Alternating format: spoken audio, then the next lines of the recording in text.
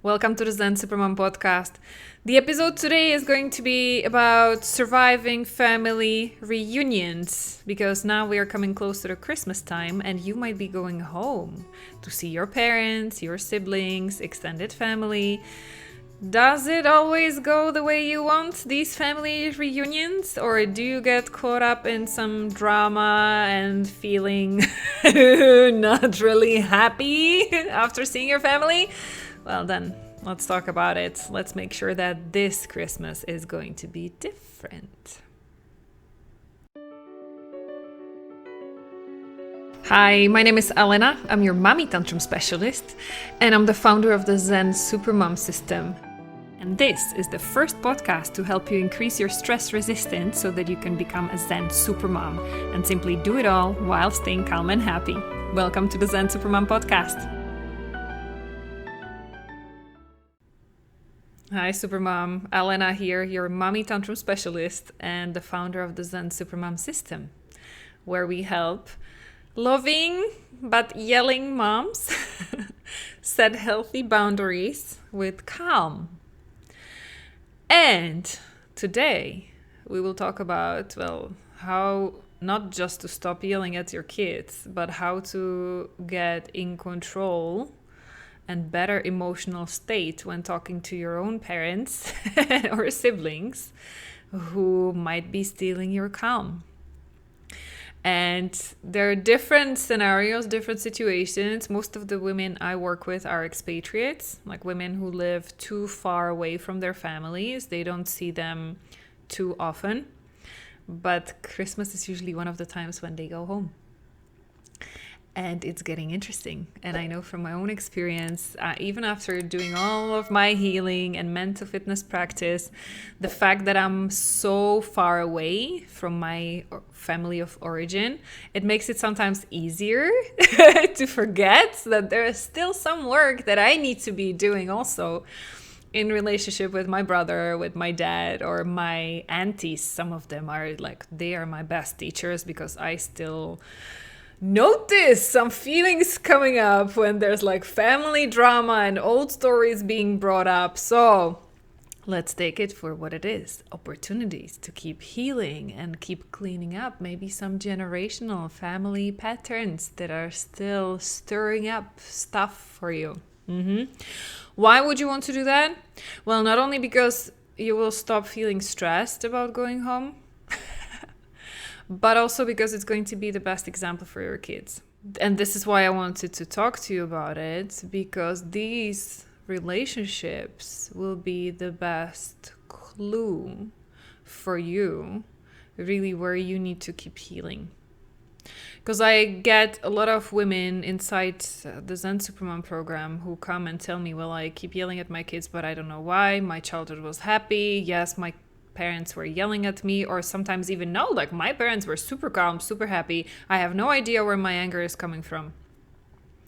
And then they come back and they tell me, we just visited at my mom's and dad's and I saw them, how they handle my kids, and memories started coming back up for me. And I was thinking, oh my goodness, if that's how they handle my kids, that's most likely how they handled me. And probably it was even worse because now they are retired, they are alone by themselves, relaxed, calm most of the time. But back then, when they had me and my siblings, they must have been intense. So this is why this time I would want you to consider maybe the idea that it's going to be different when you're going to see your parents or your siblings. You are not going to get caught up in the usual drama. You are not going to get in the same relationship dynamics. And I don't care what that dynamics is. In some families, they shout at each other, they blame each other, they start bringing up old stuff and old hurts and pains. In some families, they don't talk too much. There are no feelings. It's very cold and distant. And they're just little comments here and there, judgmental about you or your kids, how you're not good enough. In some families, the grandparents, they try to raise the grandkids, and show Like, this is what you're doing wrong, and you should be more strict with the kid. You're giving them too many options, and you're too soft. And like, whatever your situation is with your parents, whatever you still feel that it's not fair, maybe how they treat you compared to your siblings, whatever it is, the moment you're able to separate and step out of that crazy dynamics and don't get pulled in, no matter how tempting it is to jump in and start defending yourself or start attacking them, do not engage. My invitation is for you to get curious, and before you even enter in any conversation, even on the phone, please, first of all, center yourself. So realize what's the most important goal you want to get out of that interaction. Okay, don't get into it mindlessly, because that will make you much more likely to become a victim of it one way or another. Okay, if you get in without any preparation, it will go the way it usually goes, most likely. Okay, unless they change. But we don't want to put that responsibility to change on anybody else, because how difficult that is. The only person you're in control of is who? You. Yes. So before you engage, before you interact, you get centered and you get really present to what is it that you want to get out of it. Are you going to visit your parents, and is it the most important thing for you that they have happy memories with their grandparents? Is it that, like, I wouldn't even offer any other options because this is mine usually. Not only like I want to create some new happy memories with my dad when I go and visit, but the most important focus for me is for my daughter to create as many beautiful memories with her grandfather as possible. Because whenever we go back now only twice a year. I never know, is it the last time? Because like my dad is healthy, he's in a great condition, but at his age, he's over 70 now. I never know just when it's going to be the last time. So, and I don't want that to be a fear at the back of my mind. I want to leverage it as opportunity to just get the best out of it. So this is my intention whenever we are preparing for a visit, whenever we are calling him like 3 times a week. Now with my daughter, we are calling on camera. This is my little centering moment, because that's my intention, what I want to get out of it. Okay, removing kind of myself, and this is why, again, I talk about it every podcast episode. You'll be sick of me talking about it, but I will keep drilling it into you because that's what you need. Once I stop making it about me and my hurt inner child, about my limiting beliefs that I got growing up, once I stop making it about me trying to prove anything to my dad, like, look what a great mom I am, that I have such a well-behaved, smart, like, beautiful child. Once I stop looking for his approval and his confirmation and approve. Did I say word approval already like 10 times? Yeah, because that's what it used to be. That's what I caught even the last time we were there seeing my dad. I realized I was getting mad about some comments he was making about our parenting choices because I was still looking for his approval. I was still feeling not good enough. And I was like, this is interesting. After all the years of my healing, here it is. One more chip that I need to, like, chip in my soul, chip in on my shoulder, on my, like, me feeling good enough. This is one additional thing that I need to clean up, and I need to be really conscious about, because it somehow came up out of nowhere. I didn't see it coming. So this is what it will take for you. It will take a lot of awareness about what's going on usually in your dynamics with your parents or with your siblings, where you feel like you still need to prove yourself, you need to defend yourself, you need to get their love and finally be seen and heard and recognized for what you always deserved. That needs to stop, because the only person who can give it to you, the only person who can ever make you feel unconditionally loved, the only person who can make you feel good enough no matter what, just the way you are right now, before you do anything, before you prove yourself, before you achieve, before you're like change your kids and make them into beautiful unicorns. The only person who can give you peace is who? It's you. Again, it's you. It's been you all along. You deserved it when you were a kid. Maybe, well, if you're here, for sure, you didn't get enough of it. You didn't get enough of the approval and unconditional love growing up. But it's time to stop. It's time to stop looking for it on the outside. It's time to stop looking for it in your parents. If they didn't give it to you when you were a kid, it means they couldn't, because they were themselves traumatized. They felt they didn't have enough. They had their own painful childhood experiences that prevented them from seeing you fully, wholly, completely, and loving you the way you were. If they didn't do it when you were a kid because they couldn't, they're not going to do it now, because they still haven't healed, unless they have done a lot of trauma work themselves. But the chances are they didn't. That's why you are here. That's why you still need help. And that's why you are getting the help. So it takes one person to stop crazy relationship dynamic. And that person, my dear, this year is going to be you. So you're going to get into all of these interactions with your family of origin with a curious scientist mind. You will go into it not to engage, not to get dragged into the old same stories and discussions and you feeling like not good enough. You will get into it with an observer, curious mindset. Like, I'm curious. Normally, I would have been dragged into this discussion, into feeling not good enough, into feeling like I need to react and defend myself or my kids. You're not going to do it this time. You're going to observe. Whenever it's needed to set boundaries, like anybody says anything inappropriate, that's like crossing your lines, you will do that. I'm not saying that you should be a victim, just let them do whatever to you. No. I'm not saying that. You can set up the boundaries and say clearly, it's not okay for you to talk to my children this way. You can say that without getting emotionally upset about it.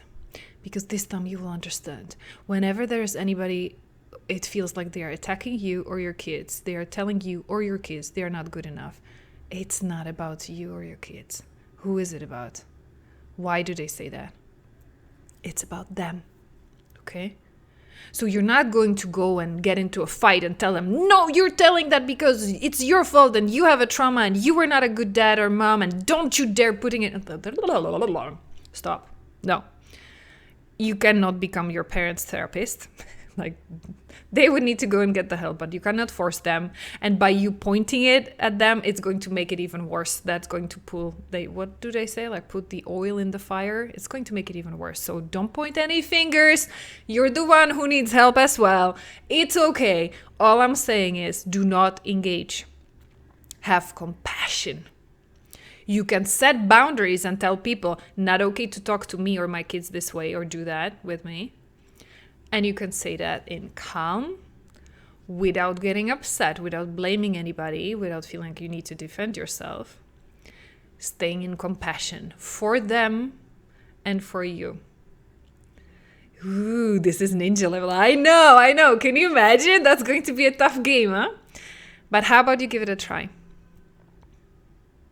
How about you make this your plan A this time? Because this is the best way, not only for you to keep some mental sanity for all of these opportunities when you'll be meeting your family, but this will give you also your children the best example of how to navigate through difficult relationships, on how to not take them personally, because you know it's not about you. Whenever somebody is out there trying to hurt you, it's not about you, it's them. Okay, but that also doesn't mean that you need to attack them back. You could choose to activate the higher version of yourself, the higher version who knows. There is nobody to point finger at. Like, we are all in the same boat. We have all been traumatized as kids. Most of us, I would even say my made-up number, but based on what I see, 99.9% of us have been traumatized as kids. We didn't get enough unconditional love. We were too much for our kids to handle. They didn't know how to do that. So they had to kind of put us in a box. It's not your fault that you started doing the same with your kids, but that's why you're here, to do better, right? It's not the fault of your parents that they did to you, because most likely their parents did the same to you. Da da da da da. This is why this is generational trauma, okay? And it just takes one person to put the hand on the falling domino and make it stop falling on your kids, because you will stay strong and straight. You're not going to engage this time. You're not going to keep like making this madness continue for generations. You will stop it. Up for the challenge? Good. If you want any help with it, we have a mini book that thanks to the help of my team, thank you team, we prepared out of, I distilled the most important points that every mom, in order to get started on this journey, that every mom needs. And you already hear me talking about it. It's no secret. You hear me talking about it in every podcast episode. It's healing your generational trauma, and it's increasing your stress resistance so that you don't give in to all that pressure and stress. Those two keys. I talk about it more in the mini book. You can either download it or you can join us for free trainings where I go much more in depth, where I explain as well. So this is like my little promotion for it. Because if you feel like these podcast episodes are resonating with you, then this might be the next step you choose to take. It's still all completely free, and you can get my help in looking into your story and your relationship dynamics with your own parents if that's something that you want to start cleaning up. Because you don't want your kids to get caught up in the same stuff with you 20, 30 years from now, right? That's your best insurance policy. Be the best role model for your kids on how to navigate through relationships with compassion and setting your own boundaries while still unconditionally loving yourself. Knowing that all that approval, love, appreciation, everything that you ever needed to get and you didn't as a kid, it comes from you. You are the person who can give it to yourself, okay? And you knowing that will be the best example for your kids on how they can do it later on, okay? Make sense? Challenge accepted for your family visits. I would love to hear from you wherever you're listening, watching, or wherever we are connected on social media. I would love to hear from you. What is it that you're committing to do differently this time when you visit your family? How is it that you're planning to keep your boundaries, maybe still, but not getting engaged in any drama and staying in your feeling of compassion for yourself, for others, knowing that you are enough, no matter what anybody says. You are a grown-up now. You don't need anybody's approval. You don't need anybody's breadcrumbs of love and appreciation, because you can give it to yourself. And if you need any help with that, with staying centered and in this well-balanced place, then reach out and let me know. Okay? I'm wishing you best of luck, warrior supermom. I know this is not a journey for the faint of heart. I know that you are very strong, very courageous, and you're driven by the love for your children because you want better life for them than what you had growing up. So I appreciate you and I see you.